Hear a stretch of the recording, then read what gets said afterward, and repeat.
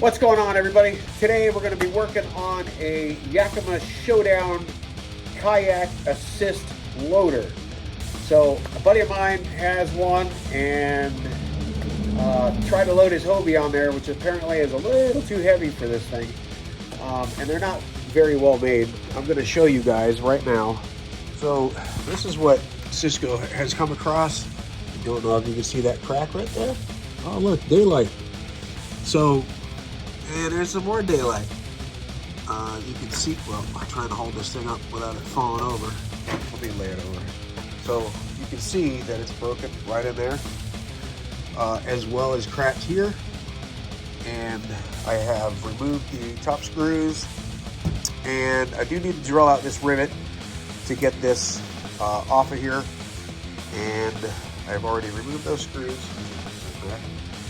And we're going to see if we can't remove this pin once this is off, and we're going to rebuild it. We're going to make it stronger and better, faster. All right, so I do have this drilled out. I did get that drilled out, but we are going to need to pop this out. So we're going to do that next and see where that takes us.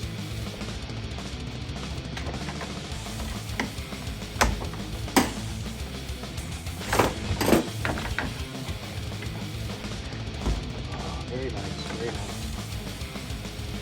All right, so I did manage to get this off. I didn't want to slide it all the way back in, but you'll notice that these right here have bushings for this to sit in. So those bushings kind of have to stay in there. That being said, I may be able to leave this here and just fabricate this piece out of aluminum. Or at least I think it'll work. It should work pretty good, I believe. It's almost impossible to do this with one hand, but that's kind of where it sits. And I'm pretty sure I could make this happen. Because I'm good. I'm damn good. Let's get it. I do have some angle. I've also got some flat plate, which I don't think that's quite long enough. But I have this piece here from Mud Cricket's Fender. And I'm thinking that that is going to be a perfect fit for that piece right there. I think that's going to work out good. Granted, it's only going to be a small strip because for the turnbuckle, I do have to get this pin out of here yet. So, but that's the least of my worries at the moment. So, but that could be this piece here. I got to find a longer piece of flat plate because I want to try and keep this whole thing in one piece.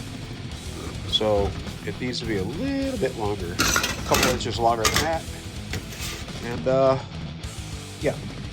So first thing, because this crack is not where this normally sits, I need to clamp this together like so and make a template. So one of the things that I've done, this is the one that's broken. I found out that they're basically kind of the same, or they have the same shape anyway.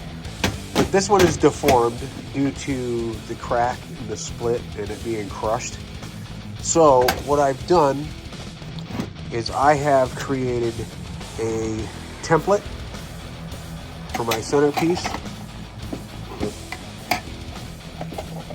And we'll be able to cut this out of aluminum, and that's going to be the rigid frame on the inside. Obviously, I'm going to have to cut out for this piece in here, but it gives me a guideline to bend up the new aluminum as well. So we'll see how it goes. So far, so good. I don't have a whole lot of room in the shop, so I didn't really show you guys me laying this out. But basically well, that was good. Ran a tape measure all the way through this to the other side, and I come up with 14. So I measured these at 14.5. So I've got two at 14.5. Those are going to be this plate right here.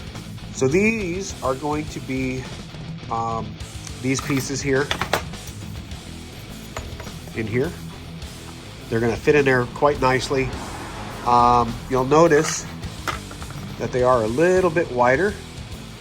And the reason for that is I stuck this bolt in here and I marked it, which you can't really see right now. You see that mark there? So that bolt, or I should say the distance between this face and the other face is 2.5 inches. So I deducted 1/8 of an inch for each side of the plate, not this plate, but another plate that's going to go on the sides of these, so that my overall is 2.5. And I did that because the pins that go in there are grooved, and those are supposed to sit, these will actually hold them right at 2.5 inches and keep this pin centered. I did scratch the snot out of this one pretty bad, pulling the pin off, but nothing a quick polish won't do. This pin is actually bent, so we're going to go ahead and straighten that as well. And we're going to continue on with it. It's quite a long process, so I'm trying to figure out how to document everything in short order. So now that I've got both of my pieces cut, I have measured from this edge, looks like 3/4 of an inch before the radius starts, and then it runs for about 1 inch. So that's what I have marked here.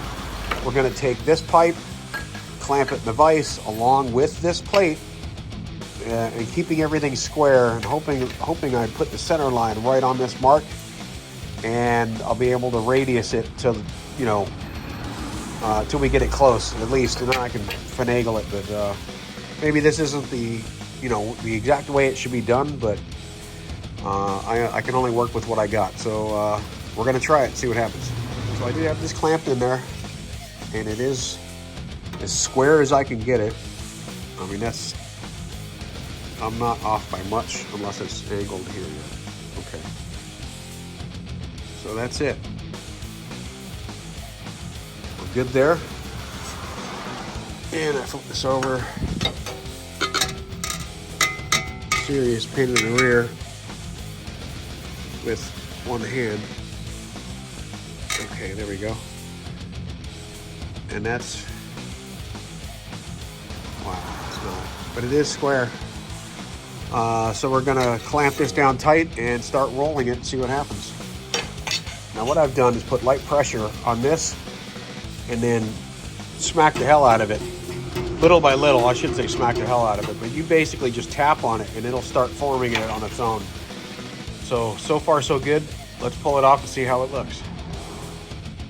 I'd say that's pretty close. I'd say that's really close. So we're gonna measure this one out and we're gonna continue on with it. Well, this is fake it till you make it 101. Yeah. So it wouldn't fit in the vise, obviously, because this piece here is going to be touching this. So we had to come up with another plan, and this is the plan I have. Basically, we've clamped this down, keep it as square as possible with the bent or bending die, I guess we'll call it. It is pretty square, and stand by. I mean, that's pretty good. It's right there. So we're going to roll it. I did have to switch pipes because this radius is a little bit bigger. I was actually expecting a little bit of spring back off of this one, so it's actually a hair tighter than I'd like it. So I actually had to open it up just a little bit, but this should be make it or break it, I guess. Well, I was going to set up the tripod, but yeah, junk. All right, well, I'm gonna try and prop the phone up if that's possible.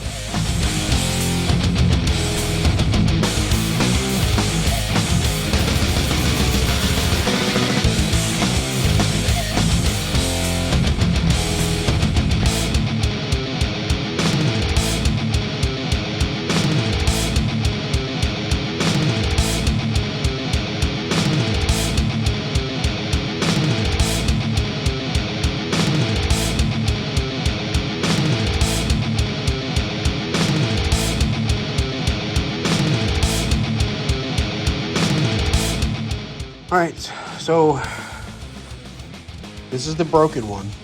And I do have it clamped because it is deformed because it's cracked. So, little overhang there. So far looking good. I know it's kind of comes down this way a little bit, but this is bowed, probably from the kayak sitting on it.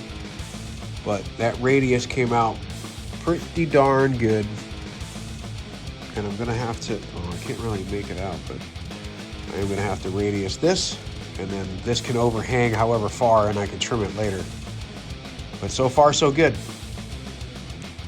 So I had a hell of a time bending that last little bit, believe it or not. It is a hair off, but I can deal with it. It doesn't affect anything. Actually, any of this really doesn't affect anything, but I do want to have the geometry, you know, at least fairly close. It's just holding the kayak. The only contact point from the kayak is here, and I have to be able to mount it to this. So with that being said,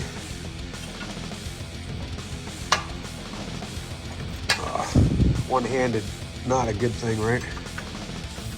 So that's it there. I still got to trim out the center so it drops down and touches, and that's right about where it's going to sit. And I still haven't figured out if I'm just going to use plate or if I'm going to use angle in there yet.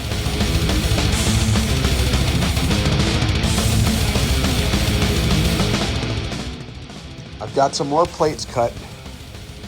I do need to do a little more adjustment, but you kind of get the gist of it, of what we got going on. The original bolt was inside here, right in this area, and I've opted to extend this plate, and we're going to put the bolt on the outside where we can get to it. But I think this is going to work out rather well. And like I said, a little more finesse. I got to do a little more trimming to get these two to match.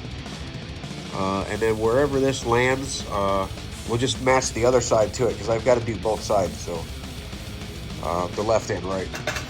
So we're getting there, and that's the notch I put in there for the plate. I did that before I bent it. This one, I don't know, still kind of figuring out how I'm going to do that yet. But we'll get it, slow and steady. So my son stopped at Harbor Freight last night and picked up this little 3/8 belt sander. I'm a little skeptical, but it's heavy. It feels good in your hand. And we're gonna see how it works. We'll try it.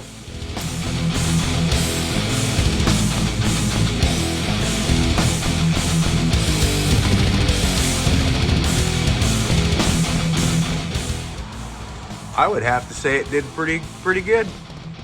I mean, not perfect. I mean, I could have filed it, but all this is getting welded anyway, so we're gonna run with it.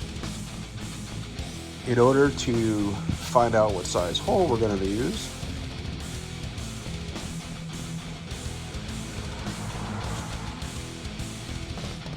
I guess we're gonna go with 3/8. Looks good to me. So I have drilled a 3/8 hole. Now this will be cut in the center to give me my left and right. I do need 2 of them. This is obviously a drop-off piece. We're not going to do that right now, but let's get this cut. And I also have to trim the top of it to give me my 3/4 inch.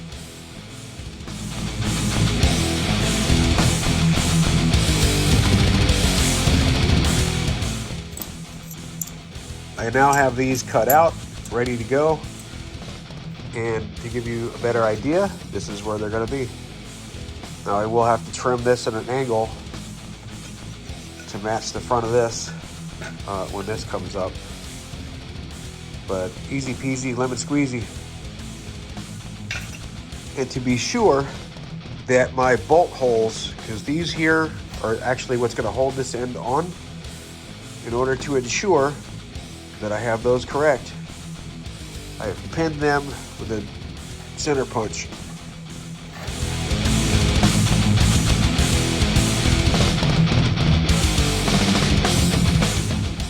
So, holes are drilled, bolted in place, I think it's gonna work pretty good, but I do need to tack these together first. We're gonna tack this side first, then this side, and then we're gonna take it off there and let it cool.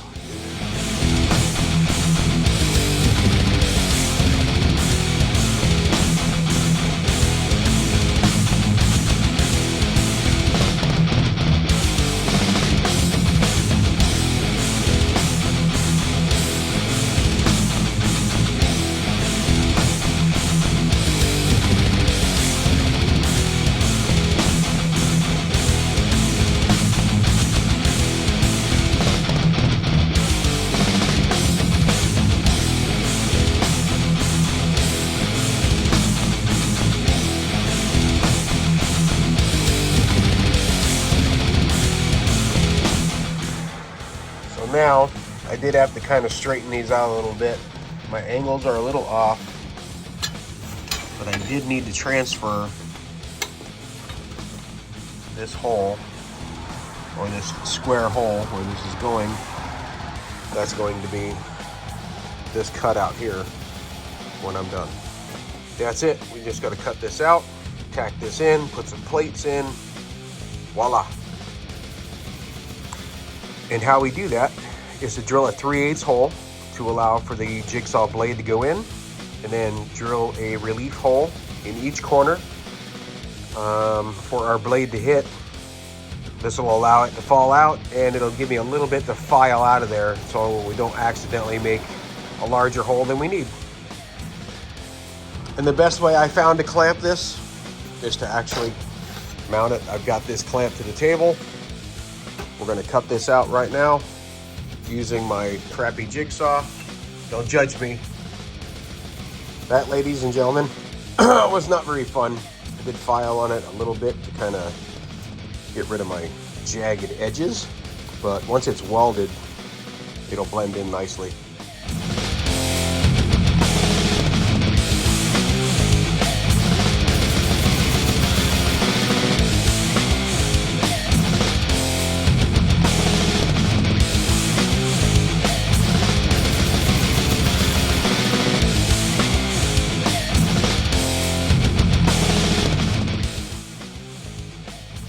Well, I'm finding out I am not the welder I once was. A little bit of tungsten inclusion right there. We won't discuss that in this video. A little bit there too, but this is gonna work nicely. All I have left to do is put the pin in it and sand it, paint it. But once I get the pin in, it's pretty much done. And I do need to do a little trimming work right in here, kind of clean it up a little. So one of the other things I have to do is peel these felt pads. This piece actually broke when I was taking the pin out, but that's okay. I do need to remove these felt pads so I can put them on to the new ones. I got a little bit ahead of myself. These are sprayed with zinc oxide, and then we're going to hit them with some roll bar chassis paint and get them finished up. One of the things that Cisco mentioned to me is that these bars sit too far down. Now the crack has a lot to do with that, but I believe they sit at roughly 20 degrees. It's down a little more when I push back on it. You know, obviously I can't do it with both hands, but when I push back on it, it sits at 20 degrees. So I think what we're gonna do is we're gonna set these up at 10 degrees on the new system.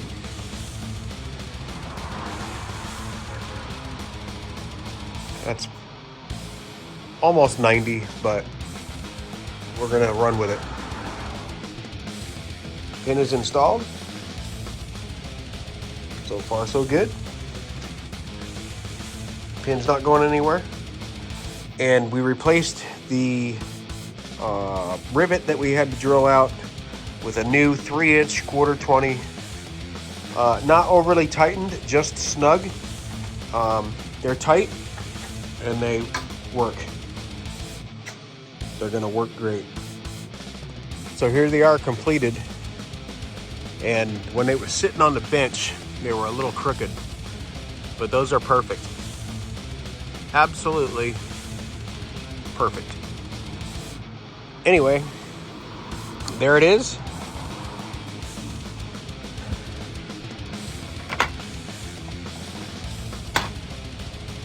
Yeah, these are gonna work great.